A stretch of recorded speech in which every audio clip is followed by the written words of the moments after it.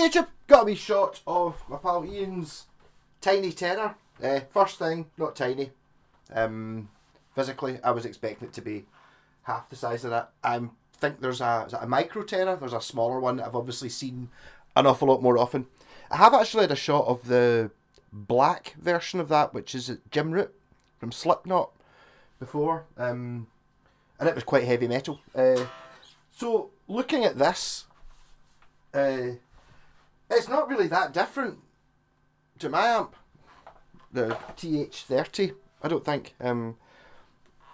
It's like looking at it, it's kind of like the same knobs. Okay, so this is a 30 watt, but on the back it's got a half power mode, which makes it 15 watts, and then on the front you've got a 7.5 or 15 watt mode, whereas on the Tiny Terror you've got a 7 and 15 watt modes. I think it's basically just doesn't have the 2 power tubes or the 4 power tubes or however many power tubes it got. That one's got twice as many, giving it twice the watts. Obviously I'm just using it on the lowest power setting anyway, which that does. So it's only got the one channel. Mine's got clean with a bass and treble, and then dirty with a shape, is it called? Dirty shape. It just kind of looks like a mid control kind of thing. And then again, and then everything else is pretty much the same. And obviously it's got a switch that changes between the 2 channels, whereas this just has volume, tone and gain. So I mean, I remember these were all the rage a few years ago. People going, oh, I just take that with a 4. It comes in a cool wee bag and all that as well. I think it's got like a Velcro thing on the handle. I think to make it match the bag better. I think when it comes in.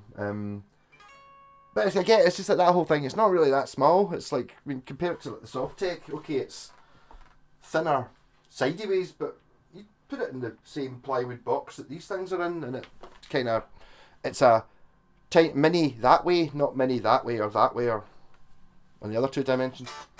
Yeah, so I'm running it through that Trace Elliot 3x12 Celestion greenbacks in it. 80s.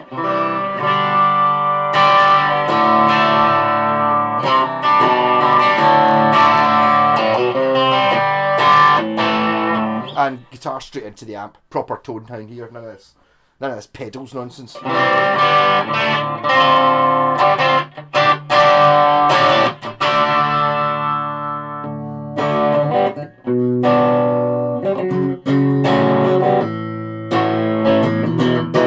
try it 12 o'clock on both. That's what obviously the best thing to try with an amp in it. But this one's only got volume and gain, so what does it sound like at all 3 knobs at 12?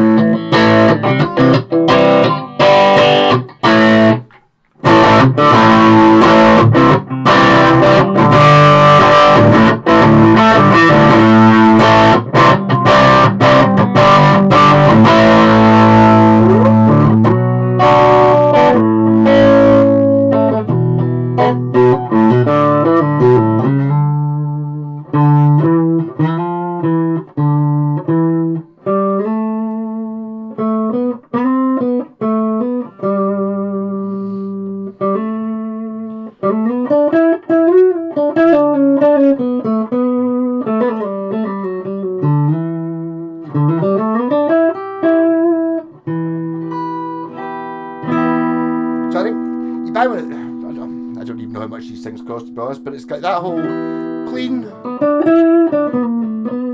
and then if you hit it hard,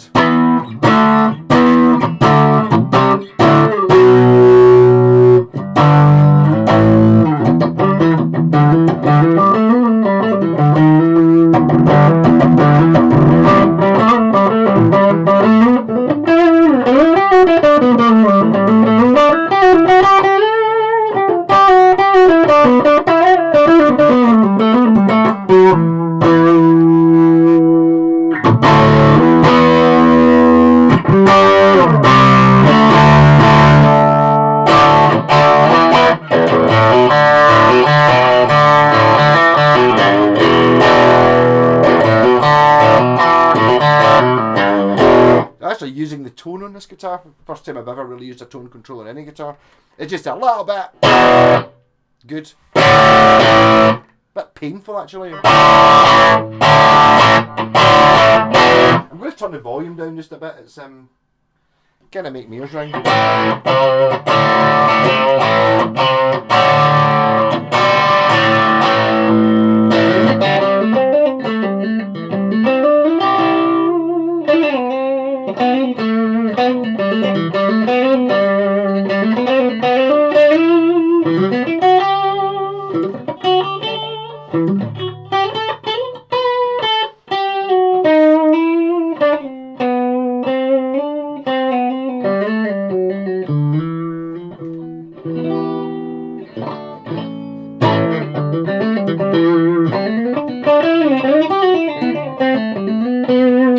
So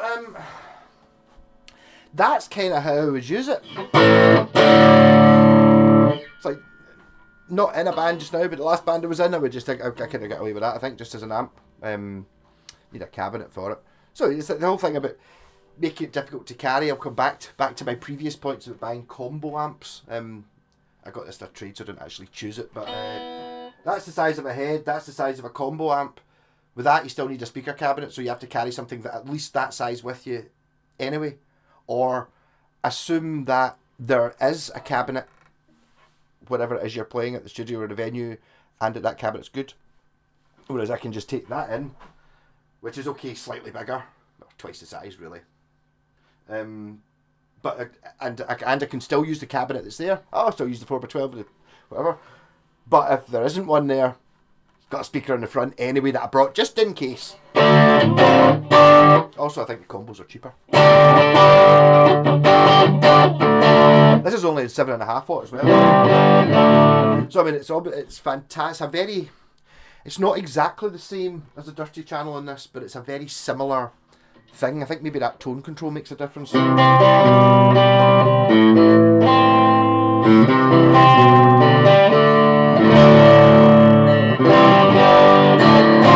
I suppose I'll see if I can get clean out it. What I think I might do is if I turn the gain down, quite low, and the volume up, what have I done? Well, the gain doesn't even kick in until you get up to, got 15 watts. And then put the volume up. Gain down, being the clean option.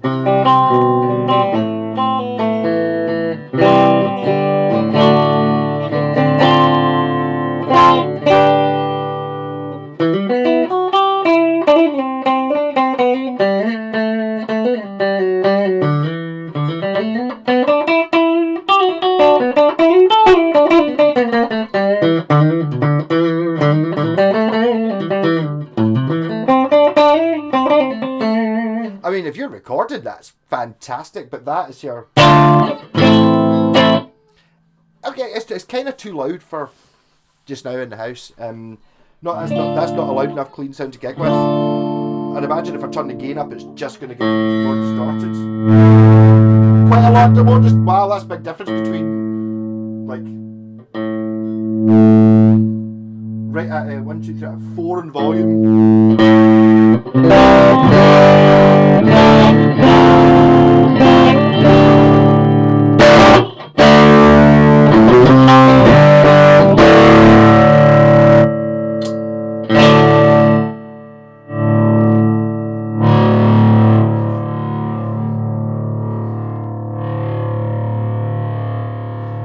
So obviously try to gain it full then.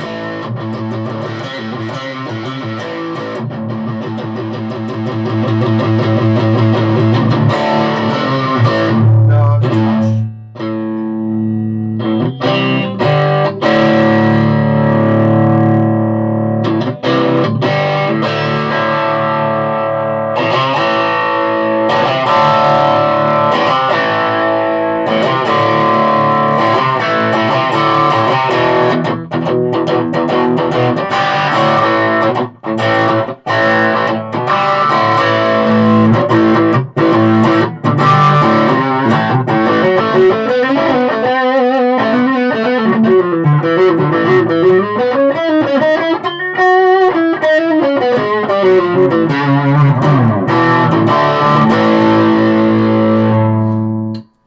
To be honest, I kind of love it. I would argue there's not really much point in having it if you've got one of these. I've got this one anyway. it does a little bit more. But there's definitely a situation for it. I mean, it's kind of like the ultimate rock and roll guitar. You do need a cab for it because it's just a head. I'm not sure really. It's like the aesthetic thing. I think I would probably rather just have it in a, like a normal head box. Okay, it's going to add, half an inch around the outside. I'd maybe probably rather have that rather than like the sort of metal box kind of look. But it doesn't really look. Mind you, that's not. I keep forgetting it's. That's not a 4x12. That's a 3x12, which is significantly smaller, like totally like this much smaller. So when you see a tiny Terror, when you actually see a proper Marshall 4x12, like in the house, it's like, my God, it doesn't even fit in this room. They're so big. They're like a foot bigger than that. So they kind of look smaller. Whereas if you had it on a sensible size thing, like a 12-inch or a 2x12 maybe, or I don't know. But I mean, if you're talking about in the house, why is there no sound? Have I turned it off? I have. Ooh. There's always that worry, especially when it's not your own amp. You turn it on, there's nothing on.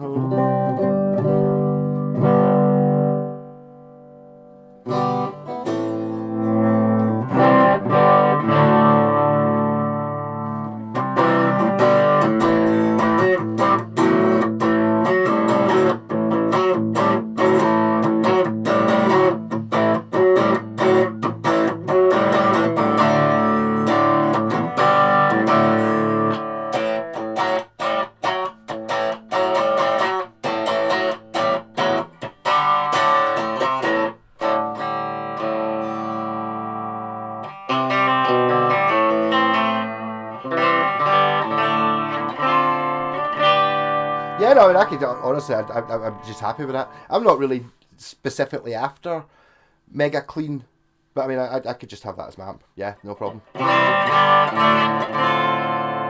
For the ultimate no pedals.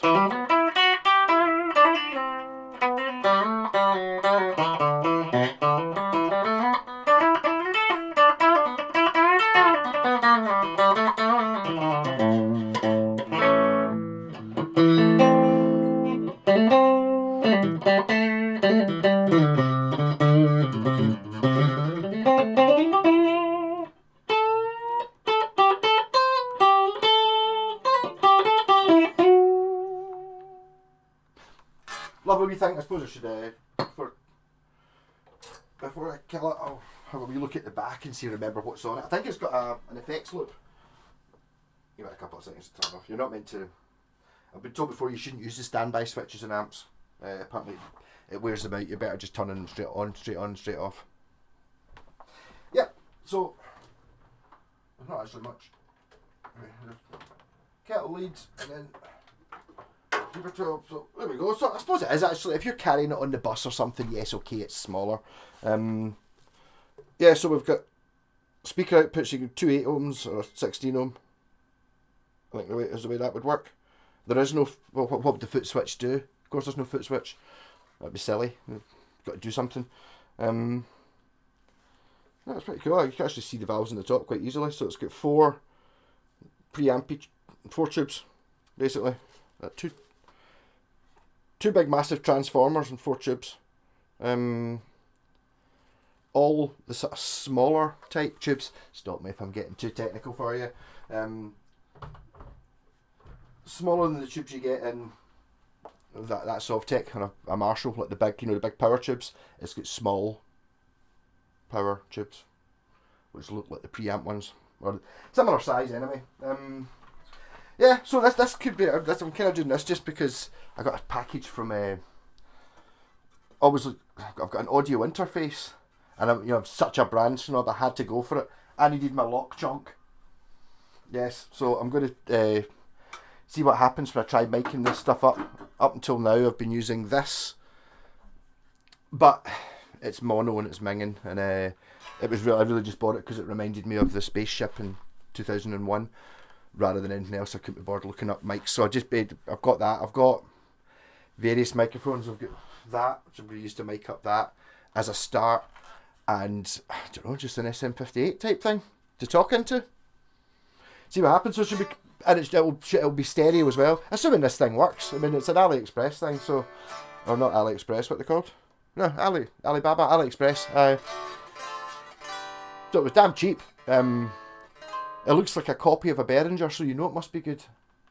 I know Scott bought one which basically it looks exactly the same thing, but his it was a Behringer and it was like 90 quid, and it was like, because I don't really know what it is I'm going to be doing or how it's going to work or if it's going to work. I'm actually thinking I'm just going to be able to take the USB stick lead out the back of this mic, stick it into that, and it's going to kind of work, which would be nice. And then I've got a wee bit of I'm going to do a bit of a, if that does work, I'll do a rearrangement over this bit, the bit you can't see. It's absolutely hideous there. And I'll make it a bit more for doing this in the live streams and stuff like that. I've got a much bigger TV than the one I'm looking at there, so I should be able to read the chat a bit better. I should be able to stand a bit further away. I'll have a proper mic. I've actually got pal Andrew gave me lapel mics. I don't know, that might involve a bit of setting up. I kind of want to have a system where I can just basically just the same way as I do it just now, apart from I've got better mics, rather than have to fidget with it every time I do anything. You know, if I'm just going to DI them, the bass, you know, see what happens. So interesting things could be happening. And then if the audio interface works when I'm just using one mic to talk and one mic to mic the guitar, I'll run a desk. I'll run all the mics into a desk, and then run the stereo out the desk into the audio interface, just pan left and right, and then I'll mic everything. Maybe plug the keyboard straight in. I don't have a keyboard, but I could plug it straight in if I could. Rock on!